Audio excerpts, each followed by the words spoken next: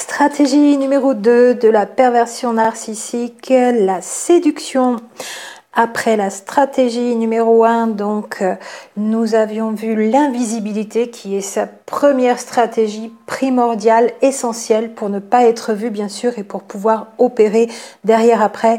La deuxième stratégie qui vient tout de suite en même temps derrière et qui est même couplée dès le départ, c'est la séduction. Alors, la personne perverse narcissique est en première approche, on l'a déjà dit juste auparavant, souriante, prévenante, aimable, serviable, dévouée, toujours là pour rendre service. Elle le montre comme ça partout à l'extérieur aux autres, que ce soit aux autres à l'extérieur du couple, dans l'environnement de vie, au travail, dans l'entreprise ou dans les milieux où il y a d'autres collègues, d'autres personnes qui lui permettent aussi d'être dans cette sphère de travail avec vous. Et puis bien sûr, dans le groupe, la sphère médiatique, encore plus, il faut être séduisant, donc souriant, prévenant, aimable, serviable, dévoué, la plus belle personne que vous n'auriez même pas imaginé voir à cet endroit. Vraiment, la séduction, c'est une de leurs stratégies favorites aussi. Il faut séduire pour ensuite, après, mettre sous emprise et mettre sous dépendance.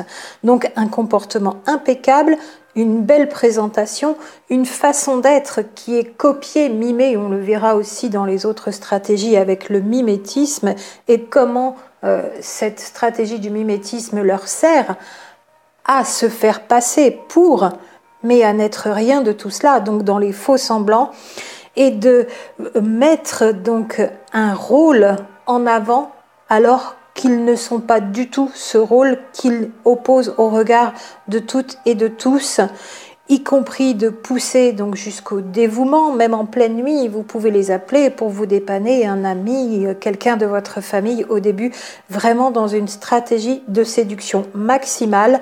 C'en est presque même trop beau pour être vrai, vous n'avez jamais vu ça, c'est absolument extraordinaire, c'est parfait, c'est merveilleux. Et on en est vraiment là avec la personne perverse narcissique. Elle va vraiment pousser la séduction au maximum, surtout au départ, bien sûr. Alors, elle se présente de manière différente dans ces trois sphères différentes, le couple, le travail et la sphère médiatique. Et bien sûr, il y aura toujours cette présentation impeccable, cette façon d'être très serviable, cette gentillesse, cette amabilité, le sourire, ça c'est dans les trois sphères, ça marche bien. Il sera un petit peu crispé si on y regarde de près, ou à certains moments très crispé. Le regard sera là aussi à certains moments ou très souvent étrange, selon les personnes. Il y a notamment résolument des choses qui clochent dans leurs expressions de visage, mais seules les personnes qui ont l'habitude de scruter un visage, qui y font attention, qui y prêtent attention à ce visage et à ces mimiques de visage, le verront bien sûr. Beaucoup de personnes vont passer à côté. Il est dans le couple, pour reprendre la sphère privée, donc très à vous approcher gentiment, doucement, c'est très agréable, beaucoup d'attention aussi en plus de ces petites attentions du début de la relation, sachant que l'attirance pour un pervers narcissique est souvent forte, même s'il ne vous plaît pas physiquement. Et c'est même irrésistible, comme malgré vous d'ailleurs. Et puis, on l'a déjà dit aussi, mais on peut le redire ici, dans la stratégie de séduction, c'est le grand jeu. En tant qu'homme pervers narcissique, si vous êtes femme ou si vous êtes dans un duo homosexe homme aussi, c'est le grand jeu du prince charmant au début. Il vous emmène dans son carrosse, il aime avoir une voiture, un travail, de l'argent, c'est aussi source de pouvoir, source de séduction, ça impressionne, ça lui permet d'asseoir son pouvoir sur des possessions matérielles et un avoir financier bien sûr aussi. Et puis, il y a ces invitations au restaurant, c'est important. Il peut y avoir des bouquets de fleurs, un peu ou beaucoup. Certains y mettent vraiment la gomme. Mais il y aura toujours une partie de petites attentions auxquelles il s'oblige et il se force. Parce que cette séduction n'est absolument pas naturelle, innée chez lui. Chez un pervers narcissique, une personne perverse narcissique, tout est toujours calculé jusqu'à temps qu'il vous ait mis sous emprise. Donc au restaurant, les fleurs, toujours prévenant. Il vous aide surtout sur des domaines de vie qu'il découvre petit à petit parce que vous lui ouvrez la porte dans votre vie, là où vous avez des difficultés. Il peut même vous aider d'ailleurs aussi assez rapidement avec de l'argent parce que là, vous allez être de plus en plus mise en dépendance. Ensuite, quand la relation est avancée, dans la sphère privée, dans le couple, il vous donne tout ce dont vous avez besoin. Vous ne manquerez de rien avec lui. Ça ne sera pas forcément du luxe, ce sera en fonction de ses moyens, mais même s'il a beaucoup de moyens, ce sera des choses qui seront jolies, intéressantes pour vous, qui vont vous aider, mais ce ne sera pas non plus les cadeaux et la mise à disposition de choses très luxueuses, même s'il en a les moyens. Il va vous donner juste ce qu'il vous faut pour vous mettre sous dépendance et ensuite vous mettre sous emprise. Mais il va vous donner tout ce dont vous avez besoin. C'est tout simplement l'appât qui constitue cette étape du hameçonnage dans cette stratégie de séduction. Et on pourrait en dire encore long sur la liste de moyens petits et grands qu'il emploie pour la séduction dans le couple, dans la sphère privée. Alors on dit que le pervers narcissique, souvent des hommes, donc dans le couple, pour moi, même s'il y a des femmes, je le répète, ça reste majoritairement des hommes qui sont dans cette violence psychologique, dans la perversion narcissique. On dit qu'ils commencent à tomber le masque une fois qu'ils savent que vous êtes sous emprise, que ça commence à être verrouillé, et notamment par des changements de vie comme un déménagement, une perte d'emploi quand vous perdez votre emploi ou quand vous l'avez quitté, vous avez démissionné. Souvent d'ailleurs, il vous incite à le faire ou le déménagement va vous inciter à le faire. Lui, il est muté, il va garder son emploi. Vous, par contre, vous allez quitter le vôtre et vous n'en retrouverez pas forcément tout de suite dans le nouvel endroit où vous déménagez.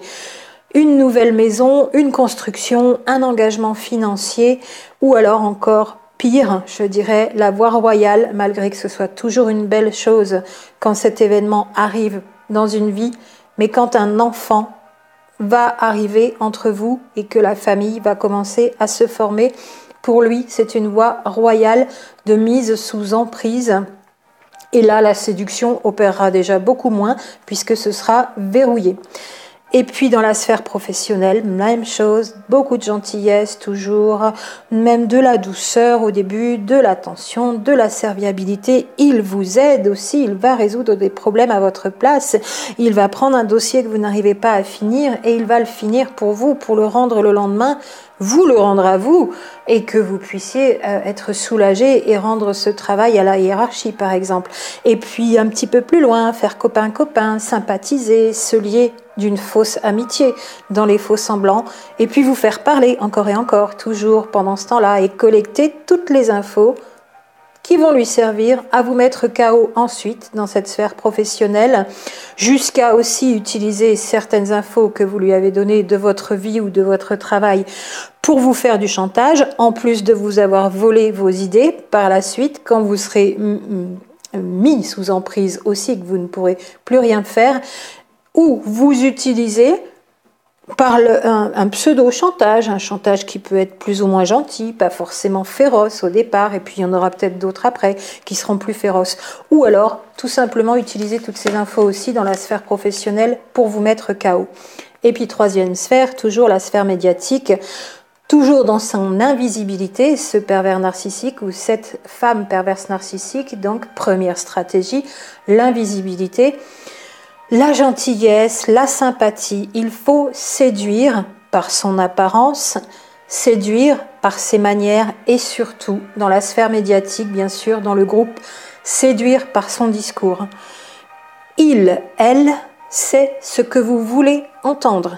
Et bien sûr, il ou elle va vous le dire encore et encore pour vous séduire par le discours. Et les foules, petit à petit, seront séduites, fascinées, conquises. C'est exactement la même chose dans la sphère médiatique de l'Internet et du média YouTube, des plateformes de vidéos, YouTube et autres, vous dire ce que vous voulez entendre. Exactement ce que vous voulez entendre.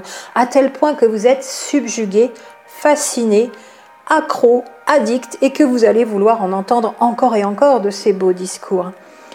Seulement, comme il sait ce que vous voulez, il ou elle sait ce que vous voulez entendre, c'est déjà là, premièrement, de la grande manipulation, mais en plus, comment il ou elle sait ce que vous voulez entendre très exactement à un point vraiment que ça en paraît merveilleux, tout simplement parce qu'il est allé, encore une fois, le piocher ailleurs, chez les autres, qu'il a regardé à côté, sur le même genre de domaine, de discours ou de médiatisation ou de mouvement. Ça peut être des personnes infiltrées dans les mouvements gilets jaunes, par exemple, ça peut être en politique. Et il va aller piocher ailleurs, il ou elle, les idées des autres, les concepts des autres, les retours de recherche de ce dont un groupe donné a besoin ailleurs, chez les autres, et les théories, et les concepts, et les courants de pensée, tout est pris à 100% ailleurs, et visé en ayant regardé que ce soit quelque chose qui plaise au groupe cible donné, au groupe auquel il va s'adresser, au groupe auquel il va faire son discours dans cette sphère médiatique, groupe ou autre domaine, et dans tous les domaines, encore une fois, médecine, politique, santé, éducation, thérapie, psychologie, spiritualité, développement personnel, écologie. Ça peut être même dans des associations de protection des animaux, dans des associations agricoles, toutes choses où on n'imaginerait même pas un individu pervers narcissique, où on ne penserait qu'il n'y a que des personnes dévouées qui n'œuvrent pas pour leur petite personne uniquement et pour se valoriser et pour mettre tout un groupe sous emprise pour en obtenir la valorisation une fois que tout le monde est subjugué par le discours qu'il a volé ou elle a volé ailleurs. Et donc les personnages politiques, d'ailleurs pour en donner un exemple, aussi là ont des équipes entières qui travaillent à aller prendre ces discours ailleurs, ou qu'ils l'élaborent eux-mêmes, puisqu'il peut y avoir des gens qui ont des bonnes idées, bien sûr, mais ce sera toujours pour cet homme ou cette femme médiatiquement mis en avant les idées de quelqu'un d'autre. Ce ne sera jamais sa pensée personnelle. Encore une fois, Paul-Claude Racamier dit que la pensée de la personne perverse narcissique est créativement nulle. Il n'y a pas d'originalité, il n'y a pas de trouvailles. Il n'y a pas de recherche, tout simplement, en amont, pour faire des trouvailles en aval. Et il reprend habilement chez les autres, ou il se fait écrire en ayant repris habilement chez les autres, son discours qui va séduire, il l'emballe dans un nouveau package, et il vous le ressort, il ou elle vous le ressort, et se gratifie des applaudissements, alors là, qui vont l'aduler, qui vont nourrir la valorisation de sa personne creuse à l'intérieur, où il n'y a rien, pas de créativité, et avec cette foule qui va l'aduler, et qui est en train de croire à toutes ces fausses promesses. C'était pour la troisième sphère, la sphère médiatique, qui peut manipuler les foules, manipuler les groupes en jouant de leurs attentes et de leurs faiblesses. Et nous passons à la stratégie numéro 3, la position du sauveur, bien sûr. À tout de suite.